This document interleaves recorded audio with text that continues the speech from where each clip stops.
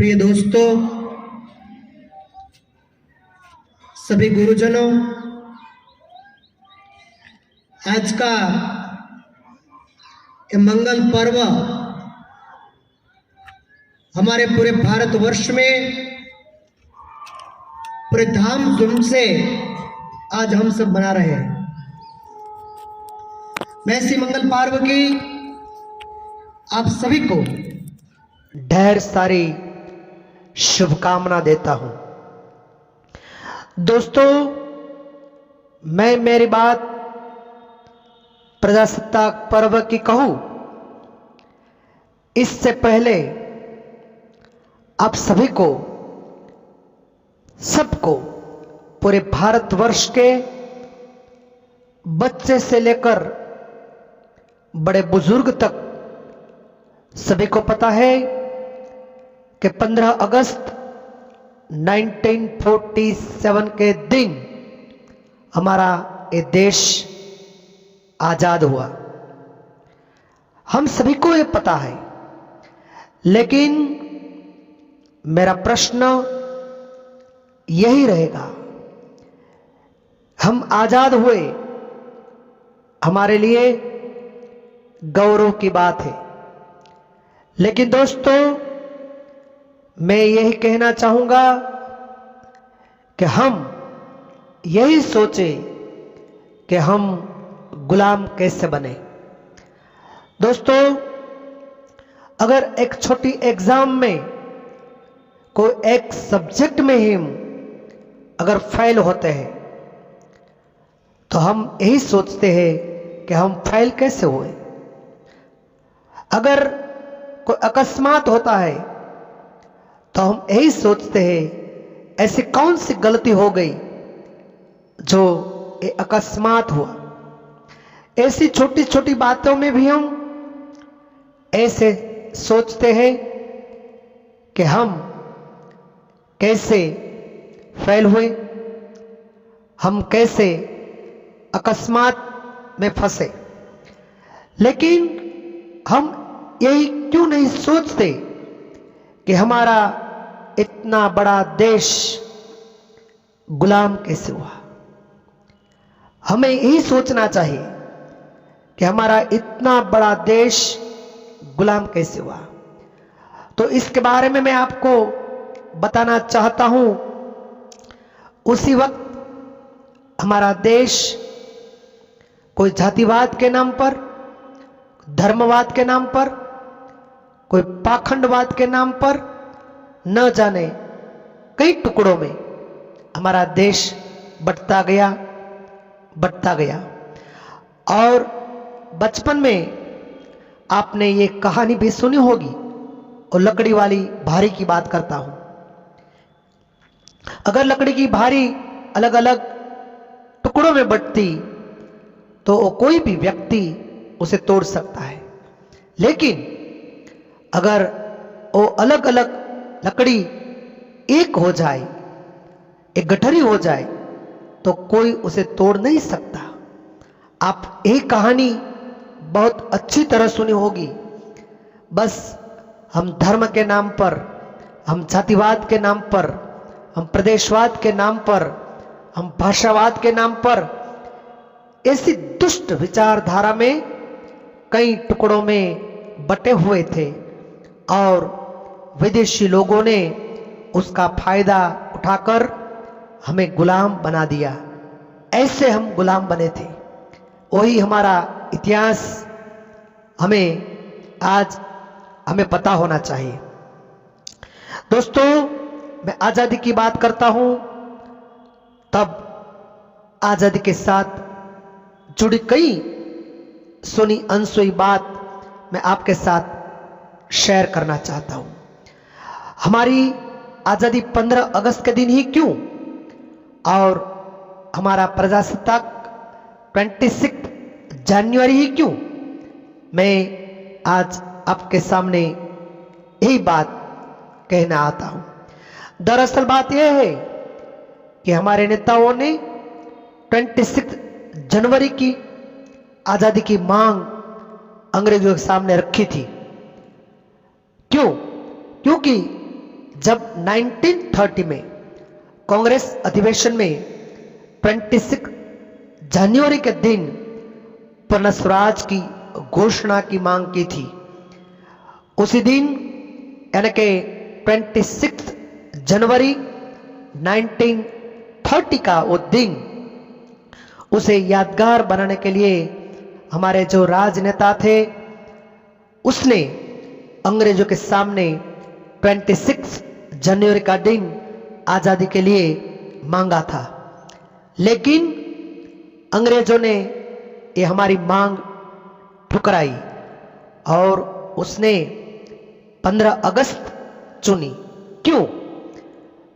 उसका भी एक इतिहास है। उसी वक्त सेकंड वर्ल्ड वॉर चल रहा था और सेकंड वर्ल्ड वॉर में हमारा जो गवर्नर था लॉर्ड माउंटबेटन, उसने उस सेकंड वर्ल्ड वॉर में विजय प्राप्त की थी और उसी विजय का दिन जो था वही था 15 अगस्त।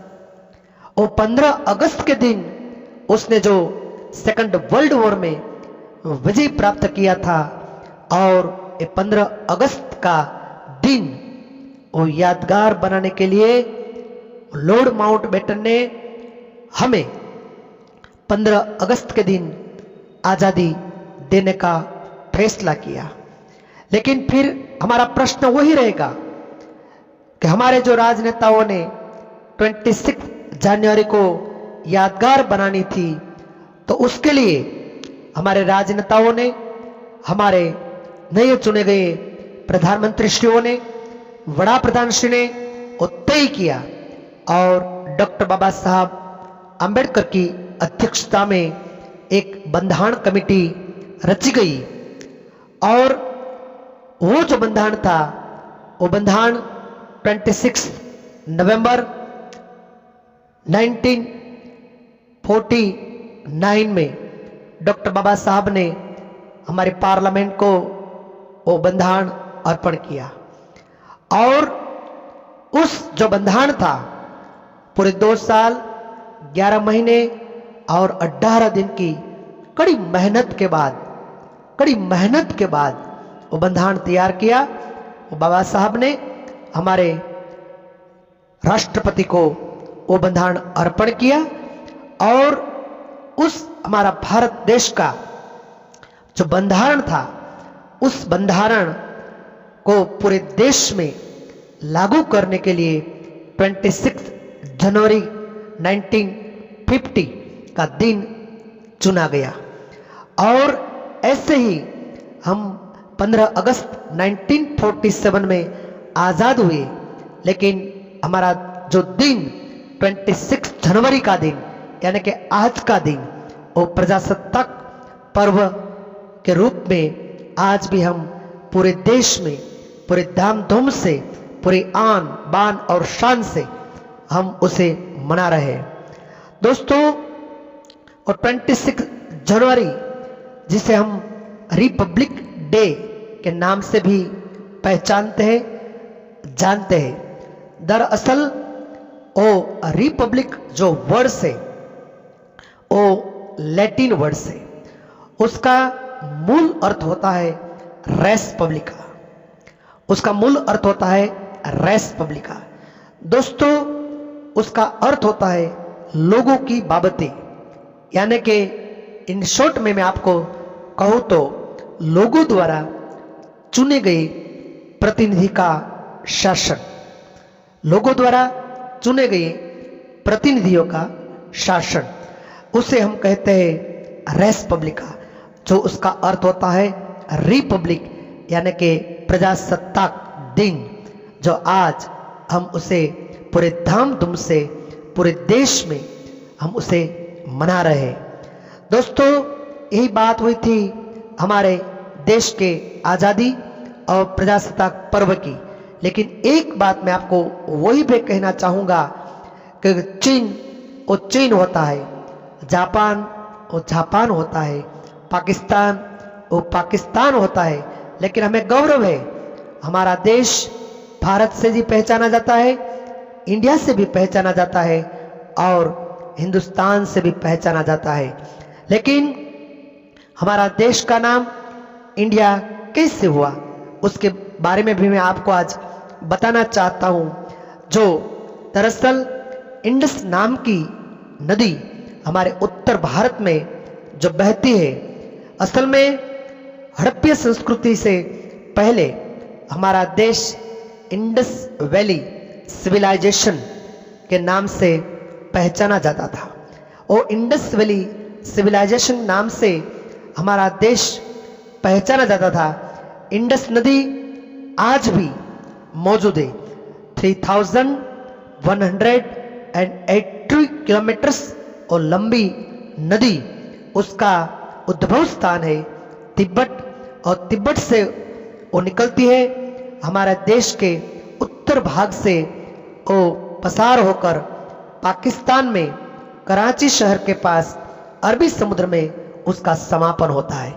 उस इंडस वैली सिविलाइजेशन है और उसके तहत हमारा देश इंडस नदी के नाम से आज पूरा देश हमारा इंडिया से पहचाना जाता है। दोस्तों, आज़ादी के बारे में कई सारी बातें मैं आपको कहना चाहता हूं, लेकिन एक बात मैं आपको जरूर कहूंगा कि ऐसे हमें कोई आज़ादी नहीं मिली। इस आज़ादी के लिए कई माताओं ने अपने लाडलों का बलिदान दिया है। कई माताओं ने अपने लाडलों का बलिदान दिया है। कई बहनों ने अपना भाई का बलिदान दिया है, और कई सौभाग्यवती ने अपना पति का बलिदान दिया है। और ऐसे ही हमें इस देश की आज़ादी हमें मिली है। दोस्तों, वचनेश त्रिवेदी नाम का एक बड़ा लेखक ने उसकी बात लिखी है कि 1957 से लेकर 1947 तक, यानी कि 90 साल में, 19 ईयर्स में हमारे देश में 6 लाख लोगों ने, 6 लाख लोगों ने अपना प्राण की वो कुर्बानी दी है, अपने वो जीवन की कुर्बानी दी है। और इसी कुर्बानी की वजह से, इसी शहीदी की वजह से आज हम आज़ाद है। हम एक कैसे भूल सके। अब जब मैं आज़ादी की बात करता हूँ तब मुझे मेघाणी जी की वो रचना बहुत याद आती है, और ये रचना कुछ ऐसी है। ए रक्त टपकती सो सो जोड़ी, समरांगण थी आवे आवे, समरांगण थी आवे, ए घायल मरता मरता रे मातनी आजादी गावे। ओ घायल मरता मरता रे मातनी आजादी गावे। कोनी माता कोनी वनीता, आ भगिनी टोळे वळती, शोणित भीना पति सुतवीरनी, रणशय्या पर लळती मुखती, खमा खमा करती माथे, कर मीठो ए धरती, मुखती खमा खमा करती माथे, कर मीठो ए धरती। दोस्तों, रक्त टपकती सो सो जोड़ी, समरांगण थी आवे, घायल मरता मरता रे मातनी आजादी गावे। दोस्तों, आ देशनी आजादी साथे આવી અનેક જ્યારે બાબતો જોડાય છે, ત્યારે હું એક વાત એ પણ આપને કહેવા માંગુ છું દોસ્તો, કે એ સમયે જ્યારે શહીદોની વાત હતી, ત્યારે દોસ્તો સૈનિકો માટે આપણા ભાવેણા એટલે સંસ્કાર અને શિક્ષણનું નગર સાહેબ, આ સંસ્કાર અને શિક્ષણના નગરની અંદર શહીદો માટે સૌ પ્રથમ જો ભાવનગરમાં હોસ્પિટલ કોઈ ખોલાઈ હોય તો એ ભાવનગરની અંદર શહીદોમાંથીની સૌ પ્રથમ હોસ્પિટલ ખોલવામાં આવી હતી દોસ્તો। અને એ હોસ્પિટલ એ આપણા મહારાણી સાહેબા નંદકુંવરબાની પ્રેરણાથી આપણા ભાવનગરની અંદર શહીદો માટેની સૌ પ્રથમ એ હોસ્પિટલ ખોલવામાં આવી હતી. દોસ્તો, આજે એમને પણ આપણે યાદ કરીએ, એમને પણ આપણે સેલ્યુટ કરીએ તો જ આપણી આ આઝાદી છે, આજનો દિવસ છે એ લેખે લાગશે એવું મને લાગે છે. પણ મિત્રો, આ દેશે ખૂબ અપમાન ભોગ્યું છે, આ દેશે ખૂબ અપમાન ભોગ્યું છે. ત્યારે હું એક વાત કહેવા માંગુ છું कि हम तो पत्थर है उस राह के, हम तो पत्थर है उस राह के जिसे दुश्मन हिला सकते नहीं. एक बार धोखा खा चुके हैं और खा सकते नहीं. एक बार धोखा खा चुके हैं और खा सकते नहीं. बढ़ चुके हैं कदम आगे, अब पीछे हटा सकते नहीं. हम सर कटा सकते हैं लेकिन हम सर झुका सकते नहीं. हम सर कटा सकते हैं लेकिन हम सर झुका सकते नहीं. दोस्तों, આ દેશની અસ્મિતાને ઉજાગર કરવા માટે આપણે પણ આજના આ પવિત્ર દિવસે આપણે સૌ સંકલ્પ લઈએ કે આ ભારત માની રક્ષા ખાતર, આ દેશના સંવર્ધન ખાતર હું મારું તન, મન અને ધન બધું જ કુરબાન કરીશ. તો જ મને એવું લાગે છે કે આ દેશ અને આ દેશની અસ્મિતાઓ એ બરકરાર રહેશે અને એક દિવસ આ સંપૂર્ણ દેશ विश्व महासत्ता बनशे, तेमा कोई शंका ने स्थान नहीं. दोस्तों, फरी एक बार इस पर्व की आप सबको ढेर सारी शुभकामनाओं, ढेर सारी शुभकामनाओं. भारत माता की जय, वंदे मातरम. भारत माता की जय, वंदे मातरम. भारत माता की जय, वंदे मातरम. वतन वतन